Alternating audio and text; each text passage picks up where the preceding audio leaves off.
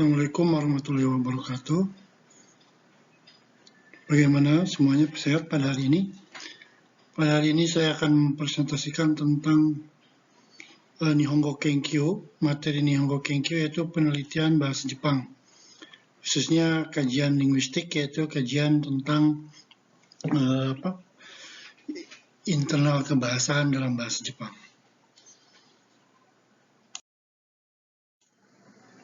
Yang pertama adalah, untuk apa sih sebetulnya meneliti bahasa itu? Penelitian bahasa berguna untuk satu, pendokumentasian bahasa itu sendiri, kemudian pemahaman unsur bahasa yang bersifat universal, mengetahui bagaimana bahasa-bahasa tersebut ketika diucapkan dan dituliskan, dan hasil penelitian bahasa itu sangat diperlukan dalam penentuan bahan ajar dan cara mengajarkan bahasa. Jadi, menurut saya, peneliti bahasa itu adalah seseorang yang sangat diperlukan dalam kehidupan selanjutnya. Kemudian prinsip dasar penelitian. Penelitian dilakukan dalam rangka pengembangan ilmu secara ilmiah. Hasil penelitian harus memiliki kegunaan yang bermanfaat. Artinya ada manfaatnya gitu ya. Kemudian syarat penelitian itu harus satu, sistematis, berencana, dan berdasarkan konsep ilmiah. Artinya sistematis itu artinya dilakukan melalui pola-pola metode tertentu. Kemudian mencantumkan langkah-langkah pelaksanaan secara terencana dan mengikuti cara-cara yang berdasarkan pada prosedur yang jelas dan dapat dipertanggungjawabkan. Penelitian kebahasaan atau penelitian linguistik itu apa sih yang dihasilkannya? Yang pertama adalah deskripsi secara jelas, akurat, dan cermat dari jawaban penelitian-penelitian yang diajukan. Kemudian akan menghasilkan penjelasan terhadap hal-hal atau kondisi-kondisi dari peristiwa-peristiwa yang ditemukan berdasarkan data yang diperoleh. Perumusan kaidah hukum, keteraturan, dan yang terdapat dalam bidang bahasa, atau dalam kata lain mencari pola, di mana pola-pola tersebut nanti dapat ditarik menjadi sebuah teori kesimpulan atau teori keilmuan.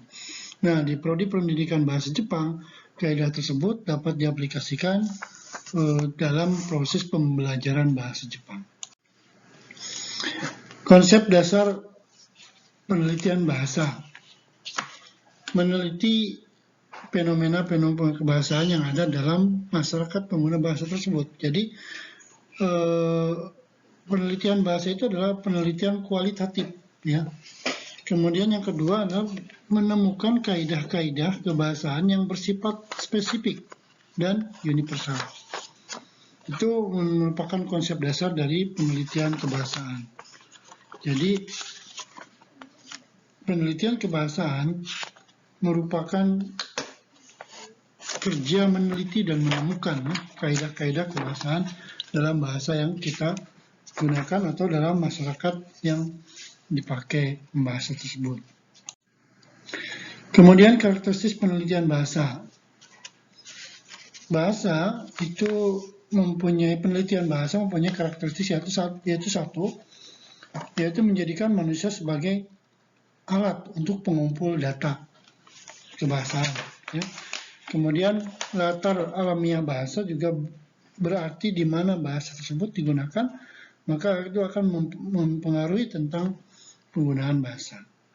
3, karakteristik dari penelitian bahasa itu bersifat metode kualitatif, yaitu ini banyak dilakukan dalam penelitian kebahasaan.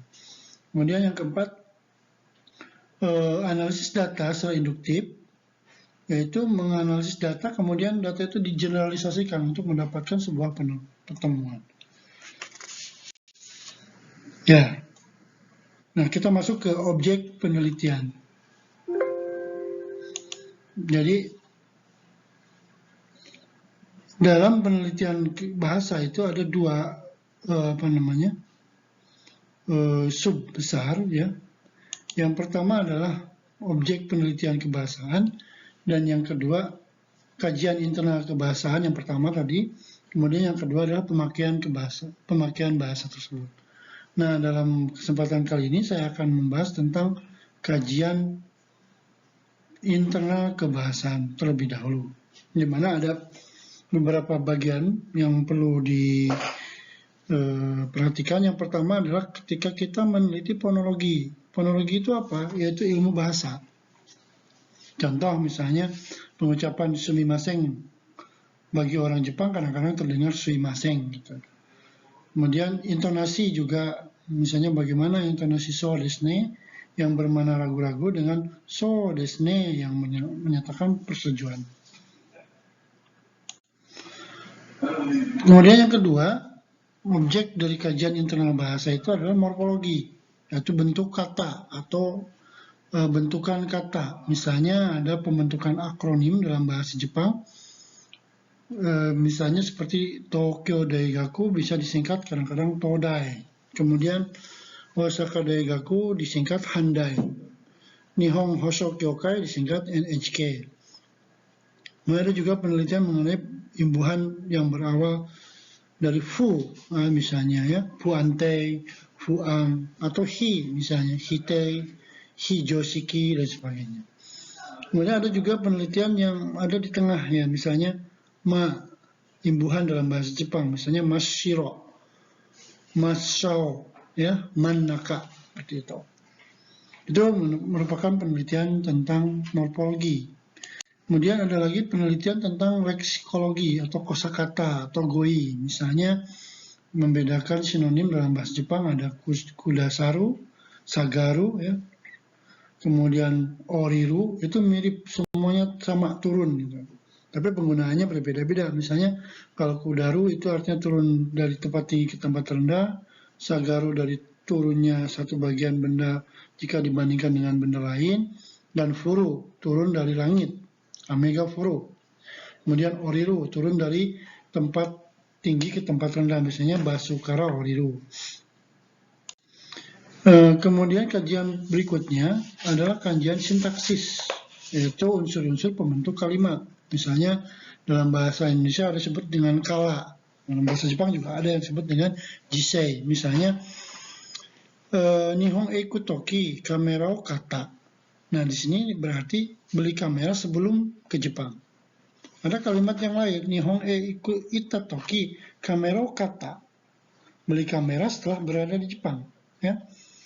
Kemudian Nihon eiku toki kamera o kau. Nah, itu akan beli kamera setelah berada di Jepang. Atau beli kamera ketika kita akan pergi ke Jepang. Jadi kalau kau itu berarti belum. Ya, kata itu sudah.